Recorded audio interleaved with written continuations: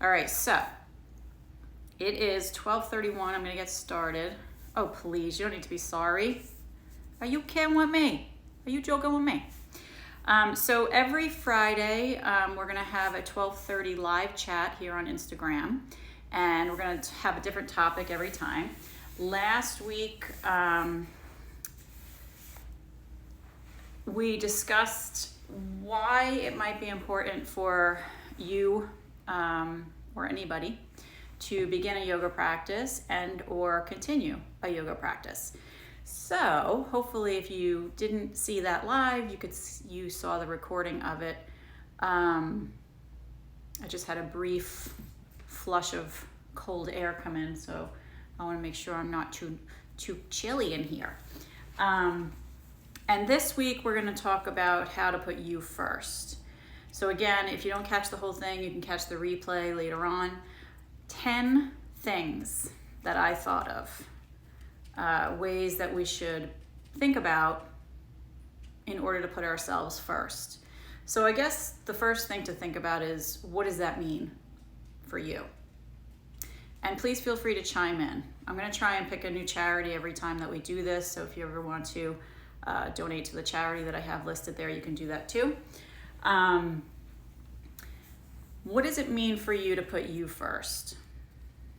I think it's important to remember that it's not a selfish thing in a bad way. It's not a negative thing that we're talking about here. It's a positive thing. We want to make sure that we're taking care of ourselves first so that we can bring our best selves into the world.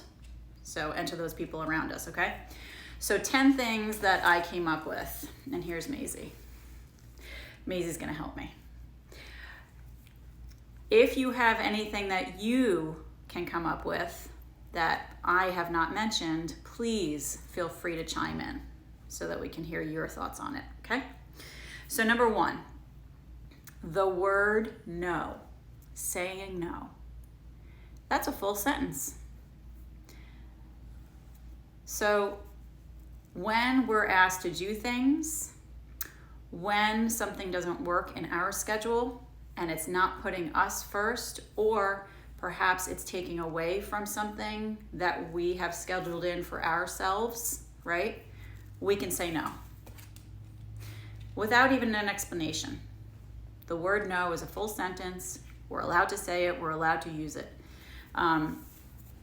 Does that mean saying it all the time? I don't think so. I don't think that's a good idea either. Hi, everybody. Hello. So the word no, right? It's important. It's a practice learning how to say that, right? In order to put ourselves first, to take care of ourselves, right? It's not a selfish thing. It's, how can I take the best care of me in this situation? Do I need to say no in this situation? Okay, so that's step number 1. I have 10. I have 10 that I've written down. If you have any that you want to chime in with, please go ahead and do so. I mentioned earlier in the feed here that I'm going to be doing this every Friday about 12:30. And if you have any topics that you'd like to discuss, please let me know. I'm also going to try and pick a different charity every week to focus on. And this week it's for Ecological Cultural Initiative. And they're a not-for-profit that's based in Hampton Bays, New York. And they're amazing. So definitely check them out if you haven't done so already. You can just click on their link and go to their Instagram and check out the things that they do. It's pretty great. Okay, so number 1, saying no. This is all about putting you first, okay? How can you put you first? Number 1, you can say no. Number 2, this is something that I like to call the soul bank, okay? How can you make deposits into your soul bank in order to think about you? And it sounds like a weird kind of backdoor way of taking care of you, and it might sound a little bit selfish, but it's not. It's just a way to make deposits into your soul bank. So let's think about this for a second. I'm thinking charitable things, Okay, so when we put others first who are in need, it helps to fill our own soul bank, right? We make a deposit into our soul bank, which then in turn is putting us first. It sounds like a funny way to think about it, but it does make sense if you just sit with it for a minute and you want to help grow the investment in your own soul in order to make us the best people that we can be, the best humans that we can be, is by being charitable and helping others that are in need. So when we do that, it helps to build our own soul bank account. I hope that makes some sense. Please chime in if you have any ideas that you want to shout out there. Okay, that was number 2. Number 3, schedule yourself into your calendar. This sounds like so obvious, right? Maybe buy yourself your own special calendar just for you, right? Has your name on the top. It's like this awesome thing that you have. And actually put on the calendar every month, every week, whatever you want to do, maybe even just daily, you revisit this calendar and say, okay, how am I going to put myself first today? What do I need today? And then fulfill those things, right? It's hard.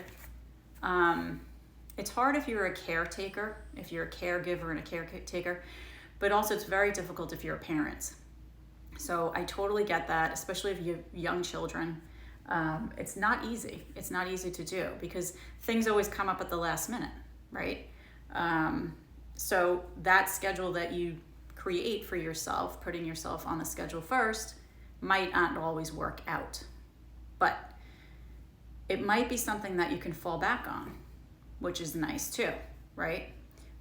If you revisit it throughout the day or throughout the week and just say, did I do this? Did I do that? That I had scheduled for myself, and maybe kind of reevaluate it, revamp the schedule a little bit, but putting you on the schedule first.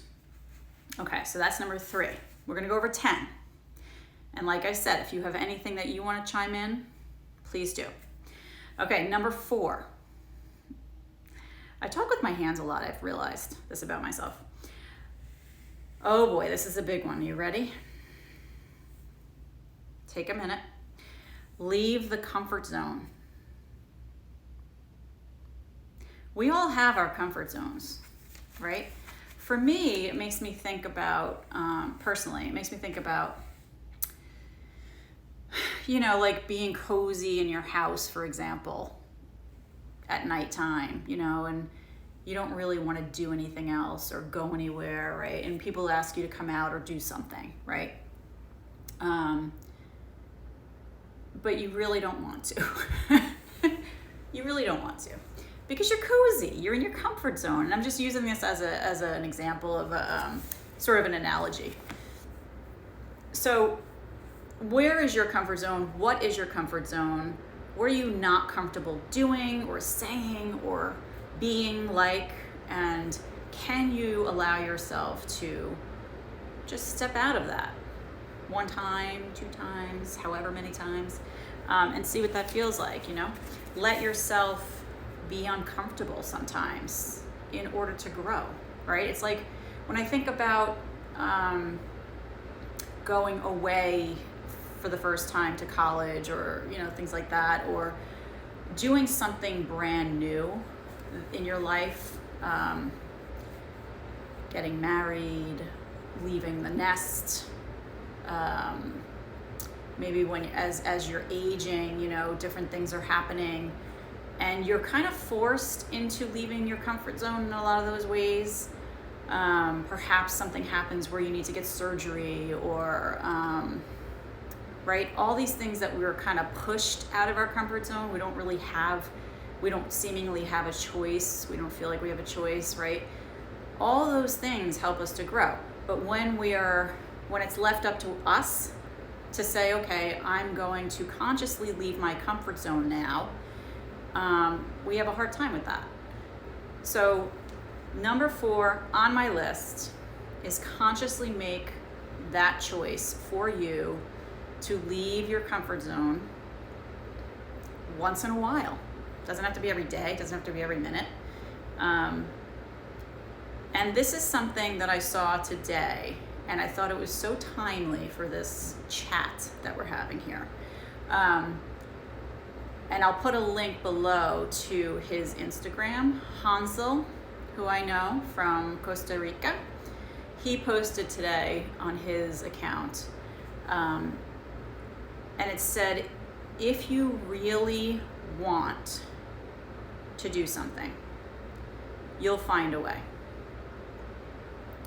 If you don't, you'll find an excuse. So I thought that was pretty timely, because we do. If you really want to do something, right, you'll find a way. And if you don't, you'll find an excuse. We all do it. It's kind of annoying, but we do. But at least we can all say that we have that in common, and we can kind of support each other and be here for each other. So that's great. Okay, so that's 4. Going through 10 here. Number 5, that brings me to excuses and how our excuses can limit us, right? So that's what we're doing. We are limiting ourselves in our own growth, our own personal growth, when we keep bringing these excuses up into our lives. So, therefore, don't believe everything that you think. Do not believe everything that you think. Do you lie to yourself in order to make excuses to not put yourself first, right? For example, I can't go to this concert, or I can't do this thing for myself. I can't go with my friends to go and do this thing, or I can't go to this fitness class, or I can't spend time on this walk, right? Simple things. Because, for example, as a parent, right? The happiness of my child, or if you have a spouse or a partner, right? The happiness of my spouse or my child comes first, right? We might not be saying that out loud, but when we do those things, when we stop ourselves, when we make those excuses and we put those limits, we are giving ourselves that message, if that makes sense, right? So outwardly, out loud, I might not be saying, I'm not going to go on this walk, and I'm not going to take care of myself today, and I'm not going to schedule myself in first because my dog needs me today, because, you know, they're going to get upset if I leave the house or whatever it is, you know. They're more important than I am, right? I'm not saying that out loud. I'm not saying that they are more important than I am, but that is the message that I'm giving myself. Okay? Are we on the same page here? Okay, so that's number 5. And along with that, in order to help us grow through that, sometimes we need to choose what feels like the harder thing to do, right? So choosing to leave your house, for example, to go on that walk. Hi, Joan, yay! Making that choice to take care of yourself, right? It might be, in the moment, it might feel like the harder thing to do, but once you do it, it's going to add and enhance your own personal growth. So it might feel in the moment it's hard to leave your house, leave your child, leave your spouse, leave your dog, leave your cat, whatever it is that you're attached to, in order to go and take care of yourself. But once you do it, it's going to feel so empowering and so good. All right, so we're going over 10 things for anybody who's still with me here and anybody who follows the recording later.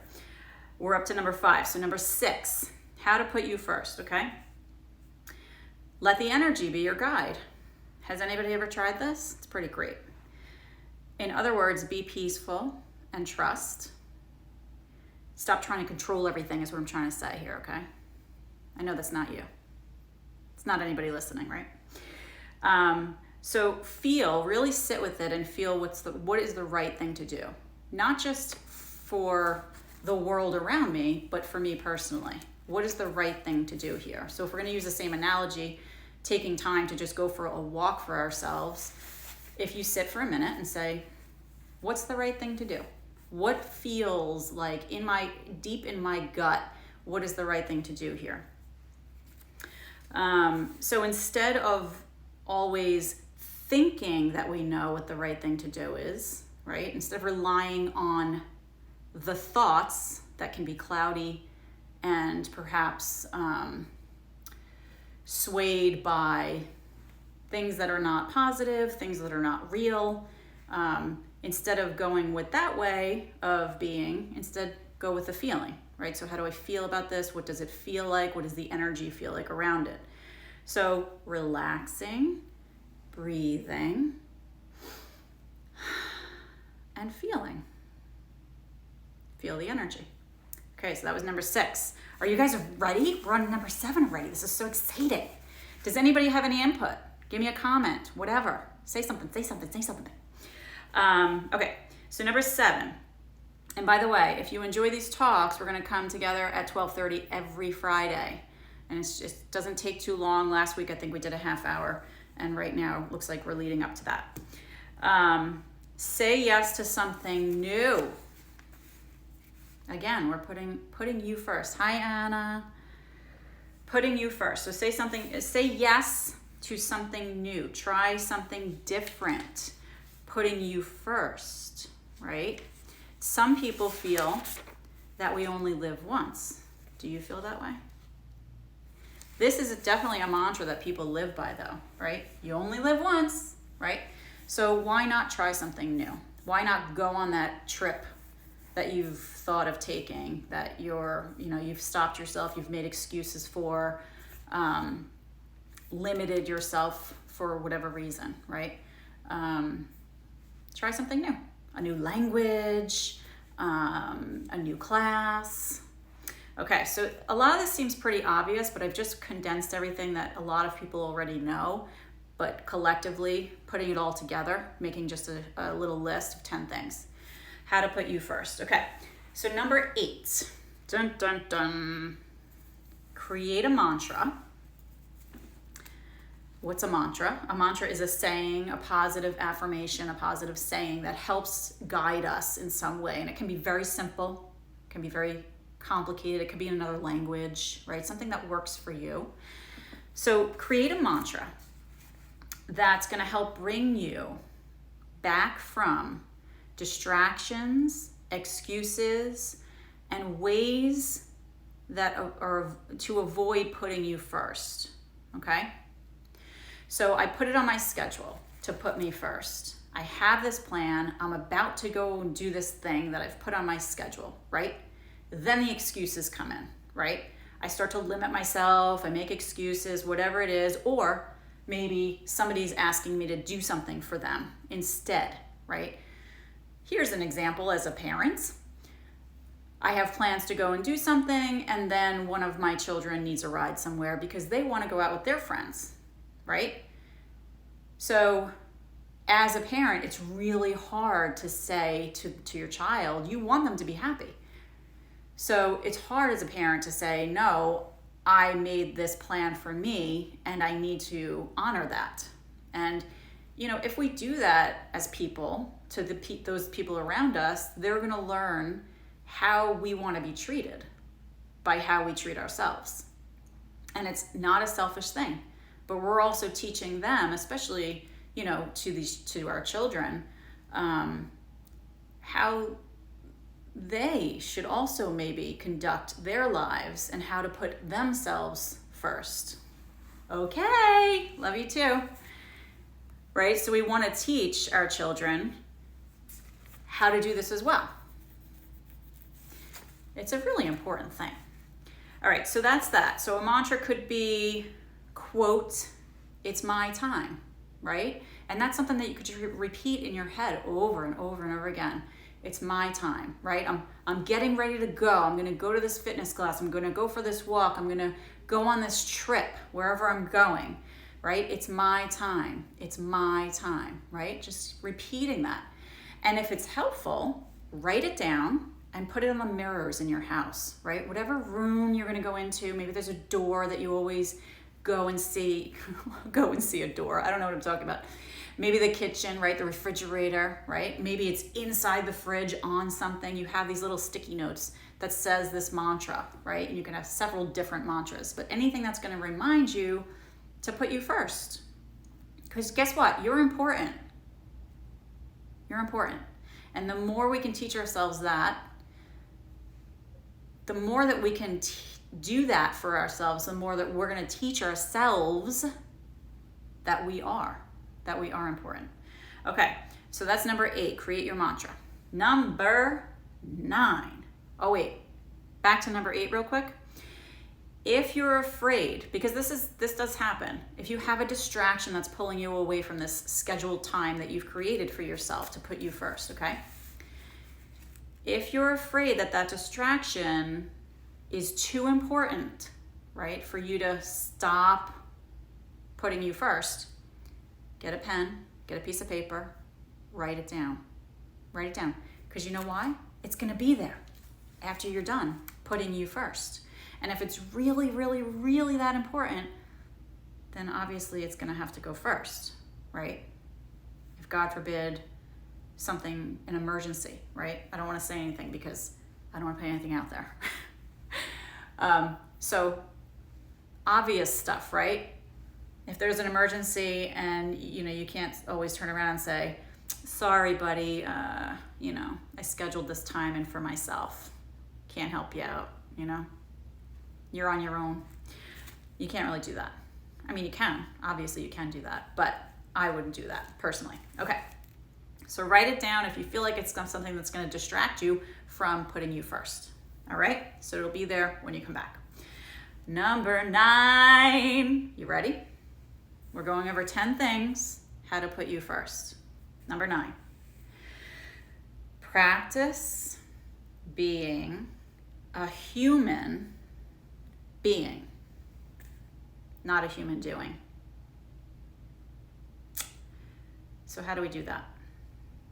How do we practice being a human being, not a human doing? Here's some suggestions, some ways that we can do that. Sit and breathe. Sit and breathe, okay? That's one way. Meditate. Watch the world around you, right? Sit, breathe, relax, and just observe. Become the observer of the world around you, right? If I'm looking out my window, I'm looking at the tree, I'm looking at the leaves on the tree, I'm looking at the buds that are forming on the branches. It's pretty amazing. Become the observer, right? Get out of your head, get out of your mind and the thoughts that are happening, right? As I breathe in, become aware of the temperature of the breath. I inhale, it's cold as it goes in. I can feel it on the tip of my nose. As I exhale, I can feel it. It's warm now coming out, right? So slowing it down and becoming the observer. And then just be still. Be still. So practice being a human. Not a human being, not a human doing. There's a lot of human doers in the world. And we are all human doers. Otherwise, we wouldn't get anything done, probably. But practicing being a human being is good. Okay, number 10, my friends. Here we go. Drum roll. As far as putting you first, it's a great thing to remember that even just 1 minute of, quote, you time can make a world of difference. Just 1 minute of you time. So do me a favor.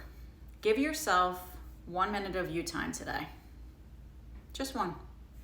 Maybe a little bit more if you're going for a walk or doing something like this. And let me know what you did and how it felt to do that. Join me every Friday at 12:30. We're going to do a live chat about a topic. I don't know what next Friday's is going to be yet. Last Friday we talked about, and you can find this in the recordings, on my Instagram account.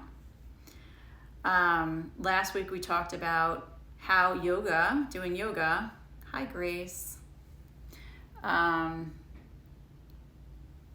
it might be a good thing for you to practice yoga. And a lot of it was about breathing. So go back and check that one out.